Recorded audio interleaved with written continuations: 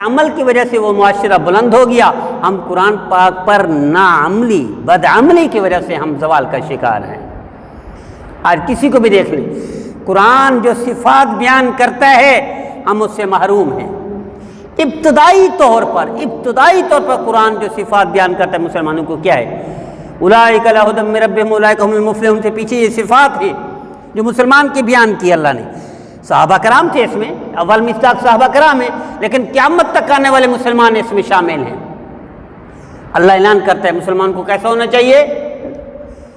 فرماتے اللہ کہ ذالک الکتاب لا ریب فیہ ھدی للمتقین، یہ کتاب قرآن اس میں کوئی شک نہیں، لیکن فائدہ کس کو دے گی؟ مسلمان کو نہیں، کلمہ پڑھنے والے کو نہیں. فرمایا یہ متقین کو فائدہ دے گی. متقی کہتے ہیں تقوی والا، متقی کہتے ہیں گناہوں سے بچنے والا، متقی کہتے ہیں جو نبی کی نافرمانی نہ کرتا ہو، متقی کہتے ہیں جو گناہوں سے دور ہو، اس کو فائدہ دے گی. آج قرآن موجود ہے، فائدہ نہیں دے رہا. کیوں؟ ہم متقی نہیں ہیں. تو قرآن فائدہ دے گا تقوی والے کو، قرآن فائدہ دے گا گناہوں سے بچنے والے کو، قرآن فائدہ دے گا اللہ کے رسول کے فرمانبردار کو. اور ہم ٹوٹلی نافرمان ہیں. آنکھوں سے نافرمانی ہم کرتے ہیں، زبان سے نافرمانی ہم کرتے ہیں، کانوں سے نافرمانی ہم کرتے ہیں، دماغ سے نافرمانی ہم کرتے ہیں، دل سے نافرمانی ہم کرتے ہیں.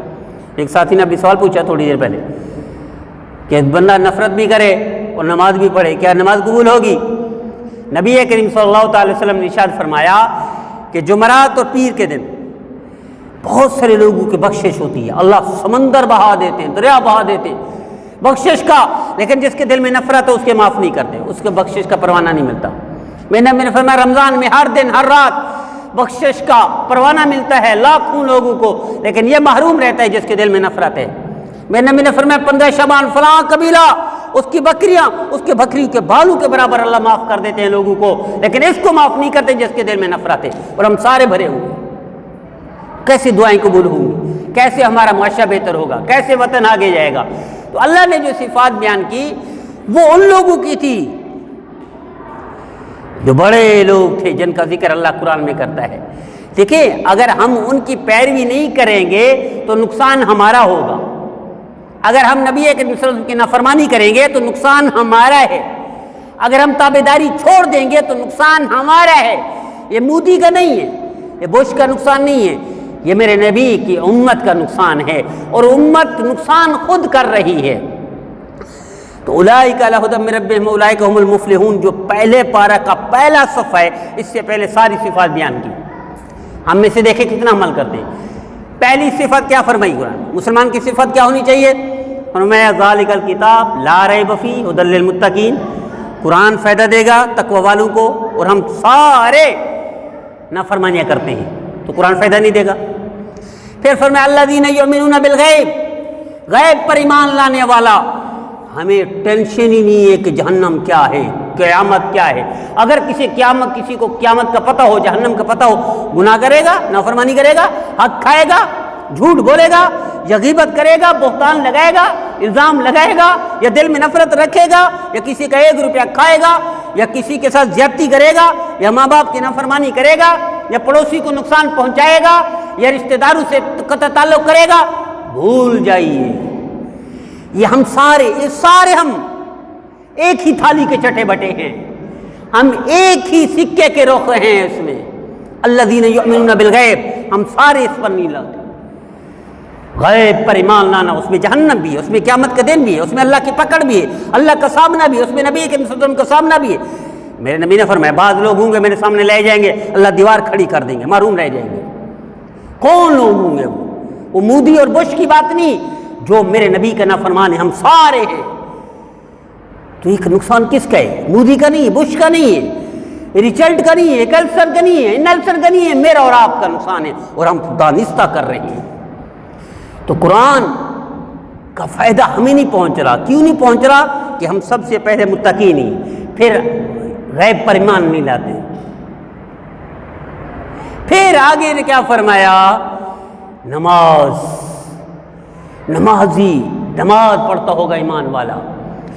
مسلمانوں میں سے 100% میں بامشکل 10% نماز پڑھتے ہیں، اس لیے محروم ہے. پھر فرمایا خرچ کرتا ہوگا مسلمان، 100 میں سے 5 خرچ کرتے ہیں، 5 اس سے بھی محروم ہے۔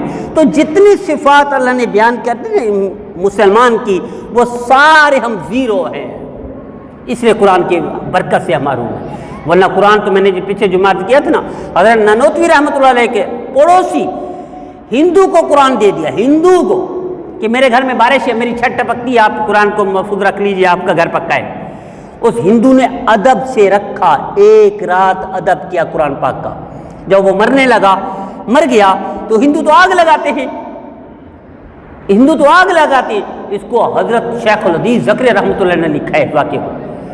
ہندو آگ لگاتے ہیں، اس ہندو کو آگ لگاتے، آگ نہیں لگتی، کیا ماجرا ہے، آگ لگنے کے لیے تیار نہیں ہے۔ بعد میں پتہ چلا کہ یہ جو ایک رات قرآن پاک کا ادب کیا، احترام کیا، اس کی بدولت اللہ نے اس کو ایمان کی دولت سے نوازا تھا، لیکن اس نے بتایا نہیں تھا۔ یہ کلمہ پڑھ چکا تھا، ایک رات کا کلمہ پڑھنے والا اس کو آگ نہیں لگتی، اور ہم 60 سال کلمہ پڑھنے والے آگ میں جھلس کر مر جاتے ہیں۔ فرق کیا ہے؟ فرق یہ ہے کہ ہم سارے نافرمان ہیں میرے نبی کے۔ نبی کی نافرمانی سستی نہیں ہے، مہنگی ہے، ہم سارے ادا کر رہے ہیں۔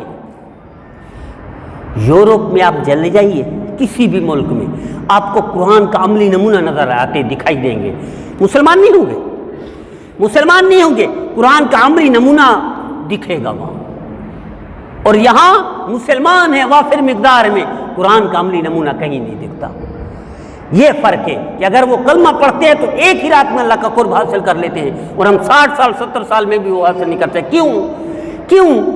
ہم دونوں پلڑے برابر رکھے ہوئے ہیں، رحمان کی بھی فرما برداری کر لیں گے، شیطان سے بھی یاری دوستی رکھیں گے، تو ماجرا حل نہیں ہو رہا، معاملہ یہیں اٹکا ہوا ہے۔ رحمان بھی شیطان بھی دونوں کشتیوں میں سوار ہیں، اور دو کشتیوں کا سوار کبھی بھی پار نہیں ہوتا، یہ ڈوبتا ہے۔ آج ہمارا وطن ڈوب رہا ہے پورا، اس کی بنیادی وجہ کیا؟ پورا وطن، میرے عزیزو، کراچی سے چھوٹا قطر پاکستان کو قرضے دے دے، کراچی سے چھوٹا دبئی پاکستان اس کا محتاج ہے۔ فرق کیا ہے ان میں اور ہم میں؟ عملی کردار وہ پیش کرتے ہیں۔ اب لاکھ اختلاف کریں، ہم لاکھ اختلاف کریں، وہ حنبلی ہیں، وہ امام احمد بن حنبل رحمہ اللہ کے پیروکار ہیں، اور ہم امام احمد بن حنبل رحمہ اللہ ہمارے امام کے شاگردوں کا بھی شاگرد ہے، شاگردوں کا شاگرد ہے، ان کے پیروکار ہمیں قرضہ دیتے ہیں۔ کراچی سے چھوٹا ملک، ہم کیوں تنزلی کا شکار ہے؟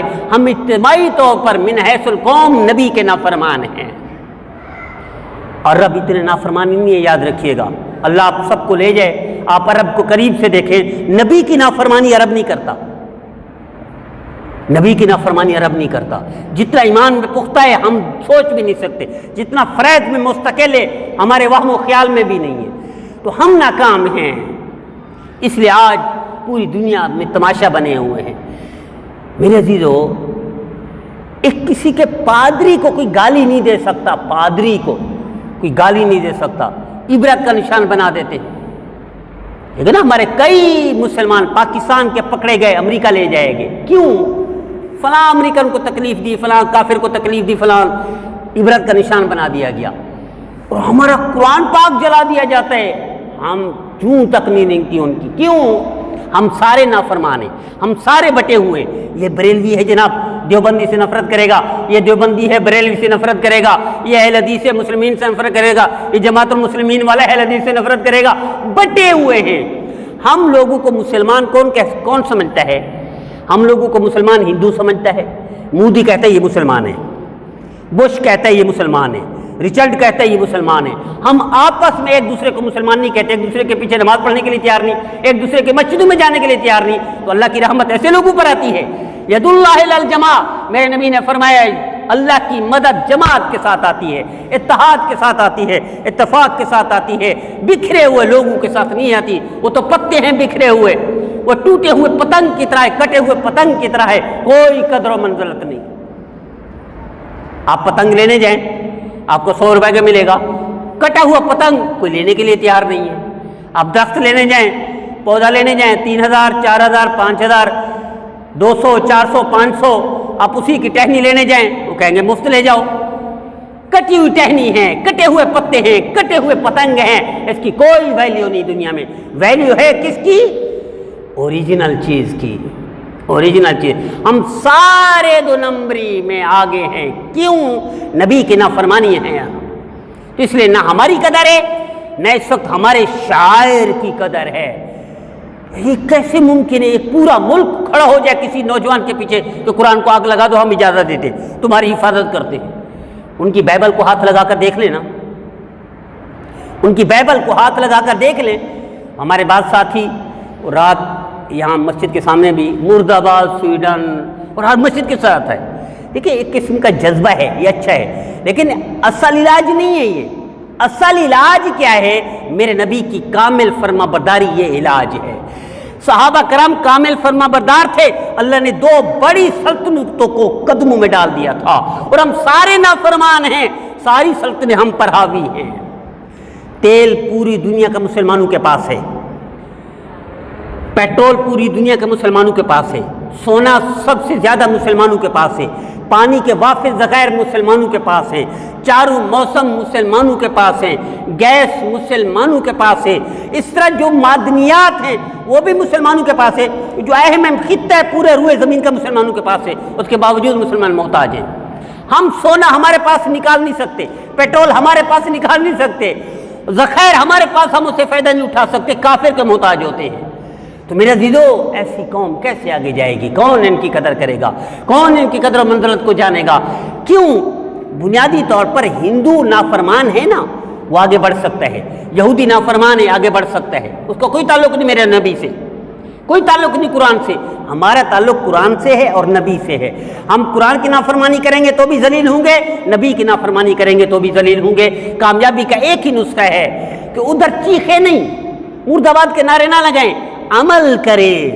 صحابہ کرام نے زندگی بھر یہ نہیں کہا ابو جہل مرد آباد، صحابہ کرام نے زندگی بھر یہ نہیں کہا ابو لہب مرد آباد. صحابہ کرام نے پریکٹیکلی میرے نبی کی فرما برداری کر کے دکھا دی. اور ابو جہل سمجھتا تھا یہ نبی کے سامنے سیسا پلائی ہوئی دیوار کی طرح کھڑے ہو کر مر جائیں گے، نبی کو نہیں چھوڑیں گے، نبی کو نہیں چھوڑیں گے. حضرت صہیب رضی اللہ عنہ تشریف لے جانے لگے نبی کے پیچھے، حضور تشریف لے گئے آگے، یہ پیچھے گئے، نوجوان آگے مکہ مکرمہ کے، چلو واپس. تو اس نے کہا میں تمہیں سونا دیتا ہوں، مجھے چھوڑ دو گے؟ سونا، جس سونے کے لیے ہم مر مٹتے ہیں.